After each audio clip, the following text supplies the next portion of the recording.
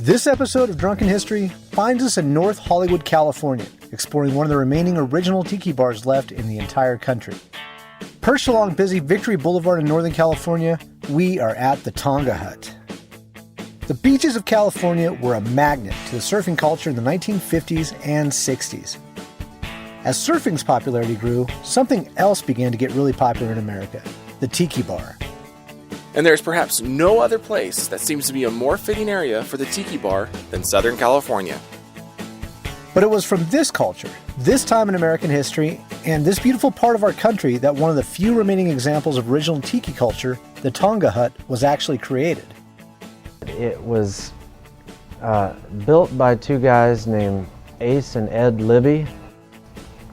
And I guess they got inspired by the island culture and the tiki bars that were sprouting up and stuff.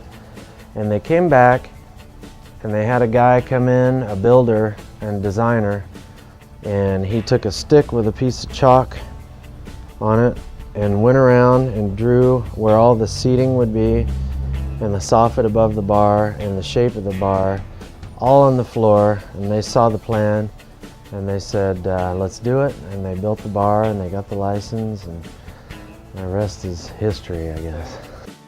That was 1958, when just about every small town in America had at least one tiki bar, and they were all spreading aloha.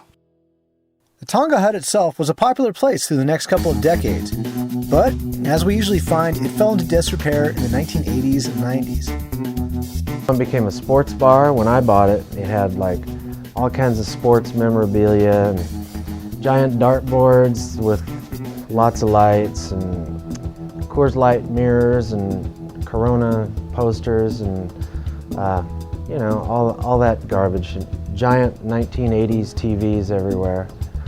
And some of the older pictures I saw, it was, believe it or not, there was a lot of taxidermy in here. Deer heads and things like that. It kind of looked like a hunting lodge. Luckily, in 2008, the Tonga Hut was bought by longtime fan Jeremy Fleener, who immediately set about restoring the bar back to its former glory. Took out all that stuff. The golf game that you had to smack real hard with your hand, the dartboards, the football helmets, the football trophies, the 5 TVs from 1980 that were like this thick. And I started getting things working again.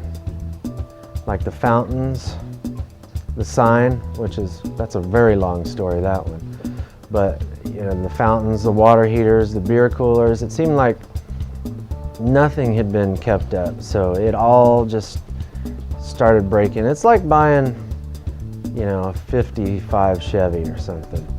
Unless it's been restored, you're gonna have to go through it. And Jeremy spent years going through this place, creating new furniture and commissioning new decor.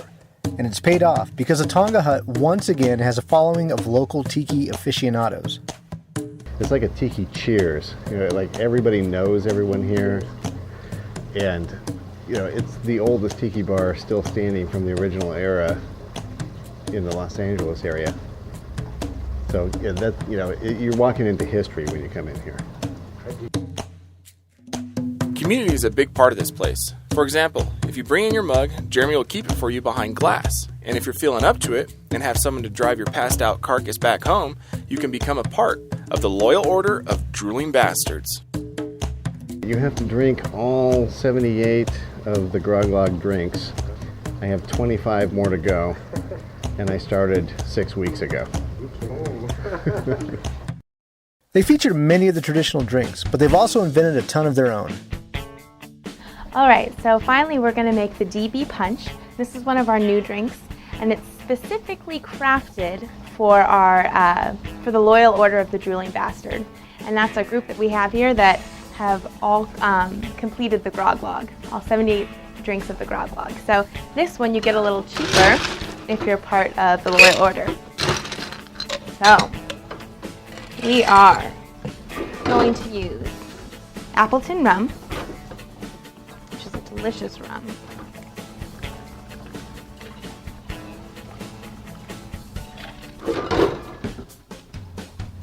Canton ginger, This is a really fun mix of flavors here when using the Appleton rum and the ginger. They just mix so well together. And then Torani blood orange. Also something that you can't find everywhere. Orange juice. Oh, it already smells so good, the ginger. It really sticks out in this drink. Pineapple juice. And then, like always, fresh squeezed lime.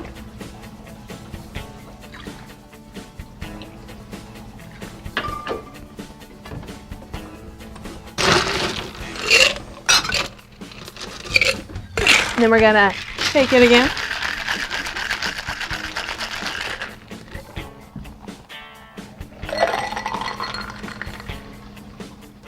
There we go. And then, of course, our garnish. There you go. Cheers to the loyal order. We can't say enough about this place. It's a throwback tiki for sure. It's as vintage as it can be, but it's so subtly a tiki bar, so minimalist. Other places look like Pier 1 imports threw up in them, but not the Tonga Hut. There's no fishnets or canoes on the wall, just the basics. And it works so damned well. Between the atmosphere, the authenticity, the people, and the drinks, you'll want to make this place the one tiki bar you see when you visit LA. Or better yet, make the Tonga Hut the reason you visit LA in the first place.